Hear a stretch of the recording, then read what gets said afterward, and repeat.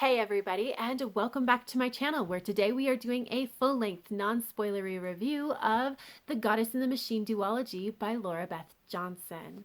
So The Goddess and the Machine duology is a YA science fiction duology. It starts with Goddess and the Machine, and the second book is Devil in the Device. And in it, we are following our main character of Andra.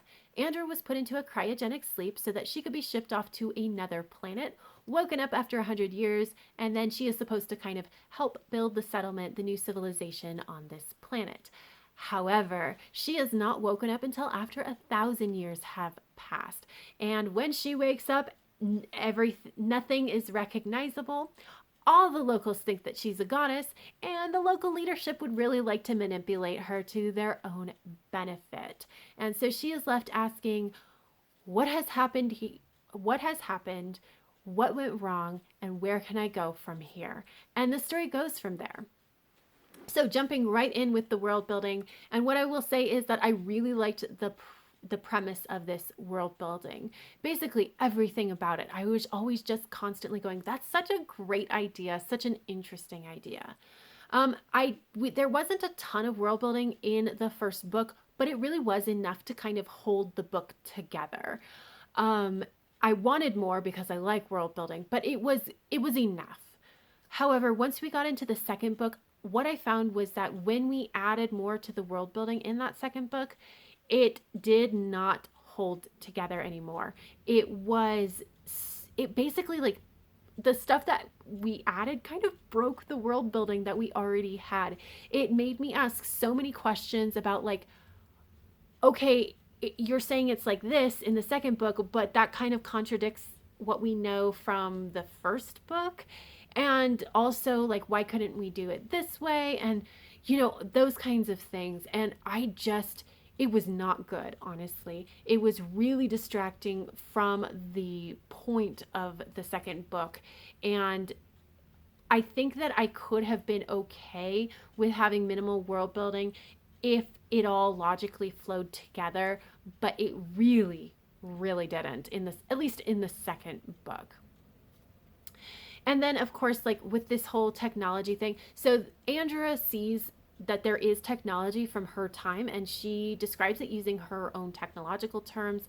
This is a dual perspective book, so the other perspective is Jade, and he is a local, and he thinks that all of this technology is magic, and that's how it's described. And he describes it in all magical terms. And the thing is, like, the explanation for how technology works is half from Andra in technological terms and half from Jade in magical terms, but there's not quite enough overlap in their explanations that I think that the reader can easily understand what exactly is going on. So, really interesting idea, but again, not executed all that well. So what it really felt like to me is that the world building was just not generally a thought, that a lot of these world building elements were put into place because it was necessary for the plot, but there wasn't a ton of thought put into, does this logically flow? And that's really, really unfortunate because it really took away from the second book. So moving into the characters, we have Andra, who is our main character. We have Jade, who is another main character. We have a couple of people who are secondary characters that I'm not going to name because it is not completely evident that they're going to be super important, and I would like to keep that as a surprise. And then we have a bunch of tertiary characters. And what I will say is that overall, all of the characters are underdeveloped to varying degrees, but sometimes it's okay. Like tertiary characters, it's not terrible if they're kind of cardboard cutout. Not a big deal because they're just not that important. But as you get up through secondary and primary characters, it is much more important to have more development. I will say that with Andra and Jade, we did get some development, just it wasn't great. So what I will say is that with Andra, especially in the first book, it was a little bit hard to get next to her because basically she wakes up and then it's like bad news after bad news, like one blow after the other. So she finds out the bad news and she reacts poorly to it, understandably, like completely realistically to it. But then you're like, okay, and then you go along not very long and then she finds out something else that is also terrible. And it's just this pattern, and it becomes so repetitious. And it's like, it doesn't end until like one half to two-thirds into the way into the first book.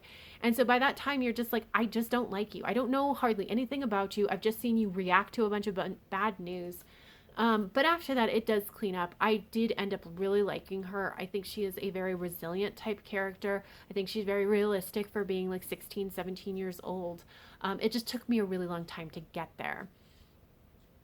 And then Jade is like not a character I truly like, because he has very selfish intentions, and we don't quite know if he's being set up to be the villain or an antagonist or a hero that has to get over his selfish intentions. We just don't really know, which is not always my favorite, but is okay.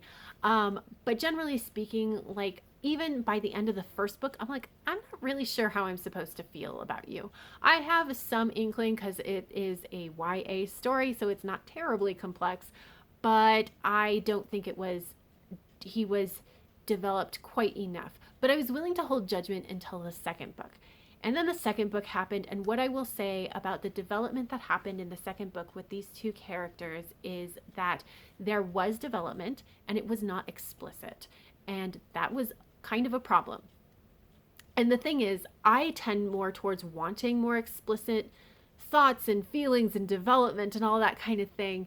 I know there are a lot of people who really don't need it to be explicit, and it just feels like you're being hit over the head. I completely get that.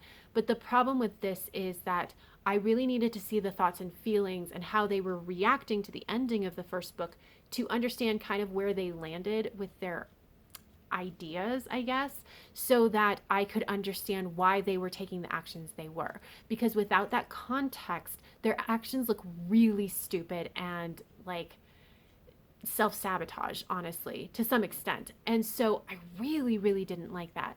Now, we did get explanation again halfway, two-thirds of the way through the book, and looking back, I was just like, oh, their actions make a lot of sense, and there is actual character development. But it felt a little bit like too little too late. And again, because it wasn't terribly explicit, it just didn't feel like true character development to me. That, again, that might be a little bit more personal opinion, personal preference. But it just didn't, the development was kind of there, but it didn't really, how it was executed really didn't work for me. And I will say that with one of these characters, the character arc that they go through is incredibly interesting, and I like the thought and like the intention and what this development is saying to the wider world, I guess you could say it, like a theme. But unfortunately, when we get to the ending, what happens with that character at the end doesn't really seem to fit with the rest of the development that we see throughout these books. And it was bad enough to the point where I kind of got a little bit mad about it, because I was just like, okay, but I thought that this is what we were doing. I thought this was what we were saying. Is that not what we're saying? Okay, I guess. And so it didn't, I don't think that particularly worked. And then with the other character, I just think that they were just generally underdeveloped. It wasn't great. That's what I'm trying to say. So I liked Andra. I think the side characters were interesting. I just don't think that the journey of the various characters were particularly well developed, and I was really hoping for more. I will say that this duology has a romance, which I do not appreciate. It is, let's say that there is a huge miscommunication trope that happens in the second book, and it's very understandable why they're not talking, especially considering the age of the people involved. However, it was really frustrating to read. Additionally, I never truly believed that they should or could trust one another. And there was not enough development of the less trustworthy person to make them, put them in the category of more trustworthy, where I felt comfortable saying, yeah, okay, I get it. So I didn't like that. So just generally speaking, this romance really, really did not work for me. So yeah, while I liked the characters in general, and I did like a lot of the tertiary characters and even some of the secondary, I don't think that they were at all developed well enough. I don't think that their development, the character development that they went through, was what I wanted, or like not even, I don't even care if like how they develop is like where I want them to go, but just like the execution of it was not amazingly well done, and even some of the relationships between the people did not work for me on almost any level. So, there you go. Moving into the plot. Now, this is interesting because this is really the focus of these two books. They are very plot heavy books, and it's done in a really interesting way. In the beginning of each of these books, there's a lot of information given, world building done, threads laid down that don't necessarily connect to each other, but then when you get to the ending, it is all pulled together into these really interesting endings. So I think that the endings, by the way, they do mostly logically follow from the information given. There is a little bit of suspension of disbelief that is necessary to make it all make sense, but pretty good, honestly, especially given the complexity of it.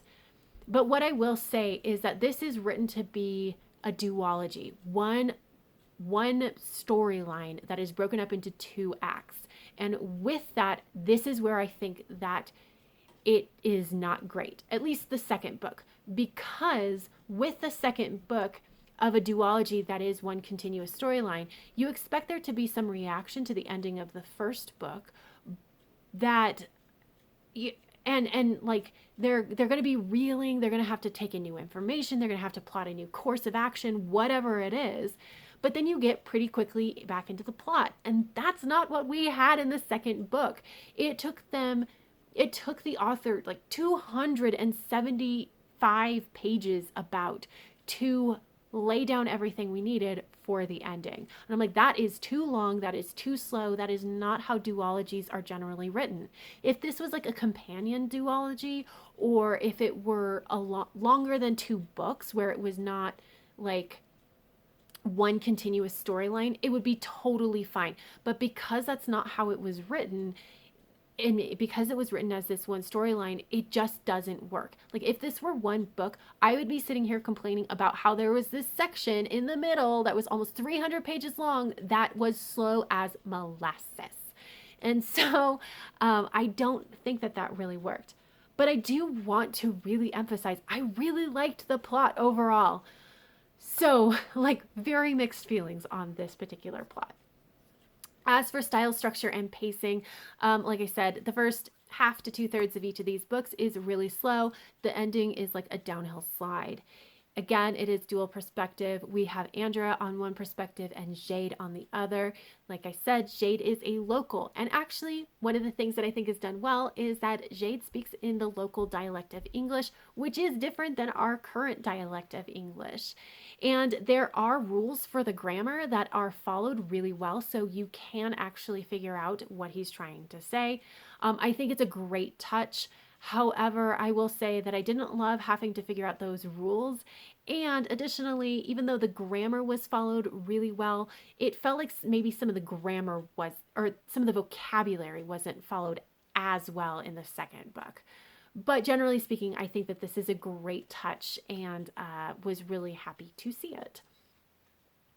But overall, I actually still kind of liked this duology. So basically, what I'm finding is that it was really interesting ideas, a great premise. The execution was definitely lacking in some very key areas. But the things that I saw that were not as good as it could be are things that could very easily be fixed in whatever the author decides to write next. And so honestly, I would be really happy to read whatever they write next.